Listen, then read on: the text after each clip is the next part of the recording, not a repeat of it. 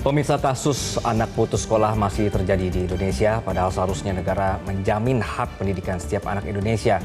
Anak putus sekolah harus berjuang mendapatkan pendidikan di tengah keterbatasan ekonomi. Ya, tak jarang banyak para pegiat pendidikan yang membantu memberi akses pendidikan. Berikut liputan Reda Pulpi dalam segmen Telusur Kasus.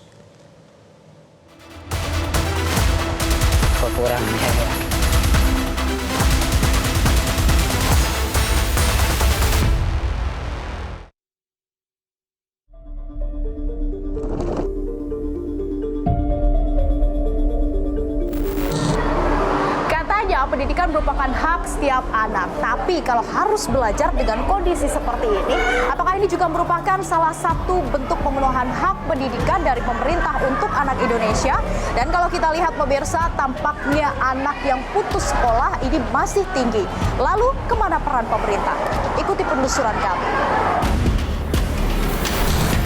Puluhan anak di kawasan Rawamangun, Jakarta Timur harus belajar di bawah kolong flyover setiap akhir pekan. Meski dengan fasilitas seadanya, keceriaan dan semangat mereka menutupi debu serta bising kendaraan. Namun ternyata perjuangan mereka untuk bisa mendapatkan ilmu tidaklah mudah. Rumah Belajar Pelangi Nusantara yang didirikan oleh Valen pada 2014 lalu sempat nyaris diusir oleh pemerintah setempat.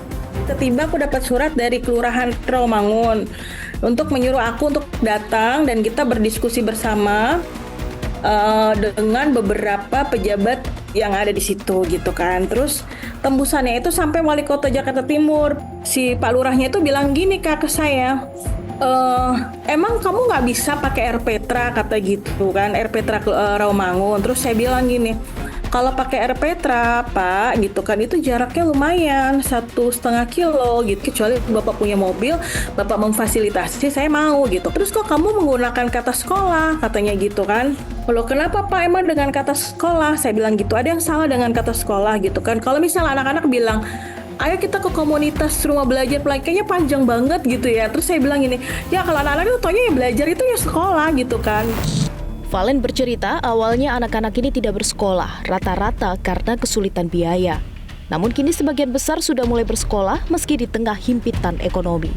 Salah satunya Aisyah. Ia memaksakan diri untuk menyekolahkan anaknya meski untuk makan saja rasanya sulit.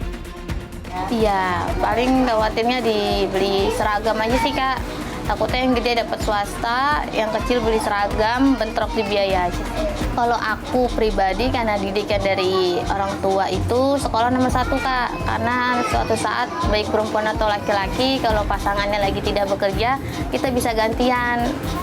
Karena aku kemarin ngalamin sama suami kena pengurangan, aku yang kerja, suami yang di rumah. Ternyata kisah Valen dan Aisyah bukanlah satu-satunya di Jakarta.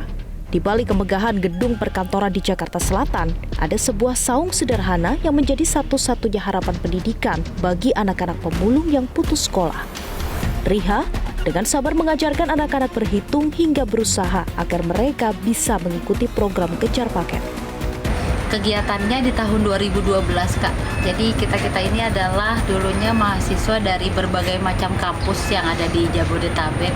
Kita sama-sama berbagi ilmu Kak sama anak-anak di lapak-lapak pemulung yang memang dulunya 2012 itu banyak anak-anak yang putus sekolah Kak.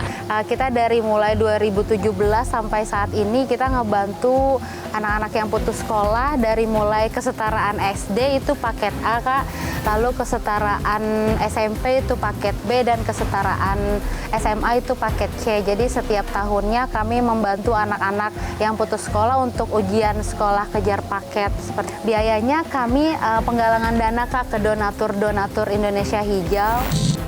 Salah satunya adalah Agus. Anak laki-laki berusia 16 tahun ini awalnya sempat mengenyam bangku pendidikan hingga SMP namun drop out.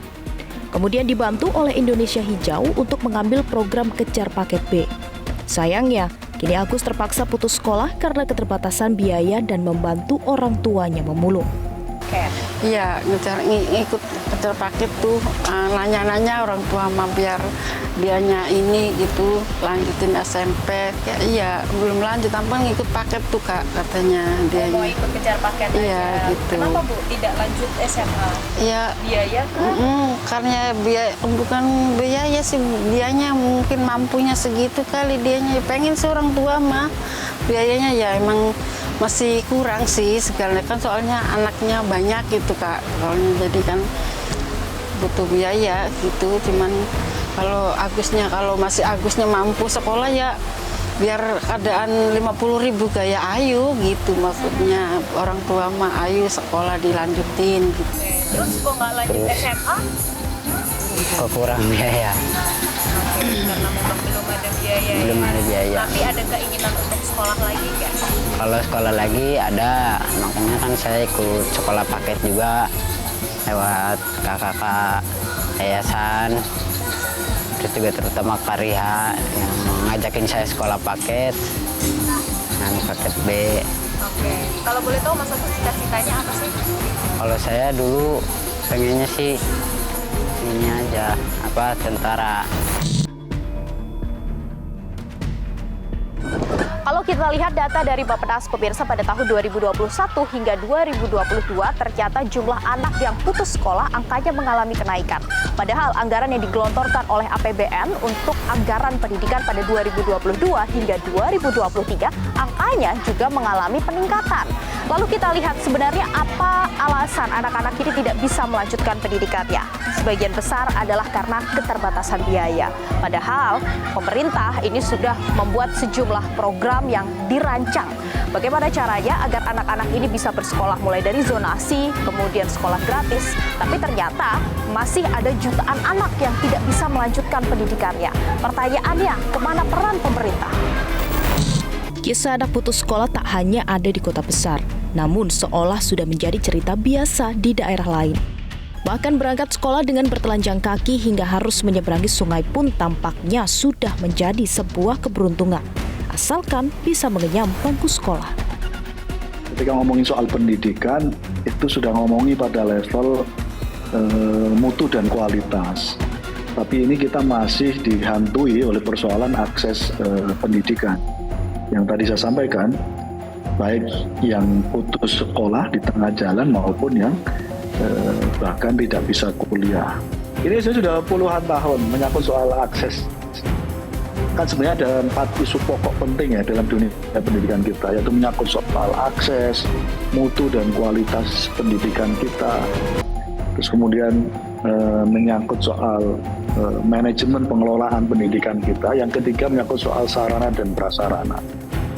3 hal ini isu pokok kita belum bisa beranjak dari isu pokok ini, padahal kita sudah hampir 80 tahun merdeka. Sampai di peraturan perundang-undangan itu sudah jelas bahwa pendidikan itu adalah tanpa dipungut biaya. Pendidikan itu adalah bebas biaya.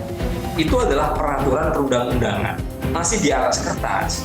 Nyatanya ya, tanya semua orang tua yang ada di Indonesia, sekolah itu masih menjadi barang mahal.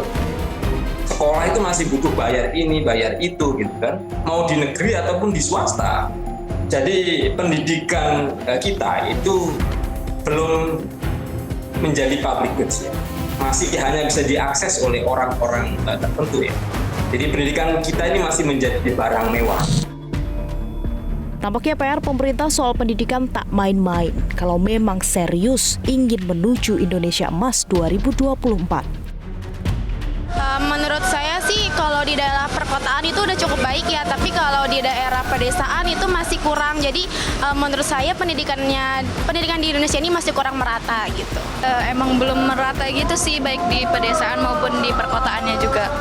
Perlu diperbaiki lagi ya Mbak, karena sekarang tuh susahnya tuh sistem zonasi sama umur. Jadi kesian juga ya kalau swasta itu kan butuh biaya besar. Terus ya putus sekolah kesian aja gitu ya. Karena menurutku masih banyak anak-anak yang putus sekolah, itu juga kemungkinannya dari ekonomi mereka yang kurang. Jadi karena ekonomi mereka kurang, mereka harus terpaksa untuk bantu orang tua mereka kerja, dan juga menurutku itu emang karena dari kemiskinan struktural juga sih.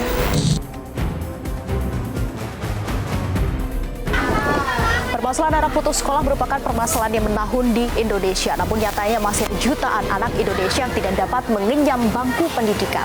Bahkan yang peduli ternyata justru individu atau yayasan di luar pemerintah. Lalu pertanyaannya pemirsa, menurut Anda, kemana peran pemerintah? Dari Jakarta, Tim Liputan Metro TV. Jelajahi cara baru mendapatkan informasi. Download Metro TV Extend sekarang.